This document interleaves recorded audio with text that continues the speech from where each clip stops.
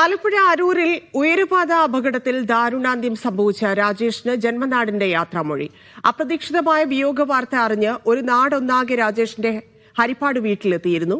പുലർച്ചെ 2:30-ക്കായിരുന്നു അരൂർ തുറവൂർ ഉയരപാത നിർമ്മാണത്തിനിടെ ഗഡർ വീണ് അപകടമുണ്ടായത്.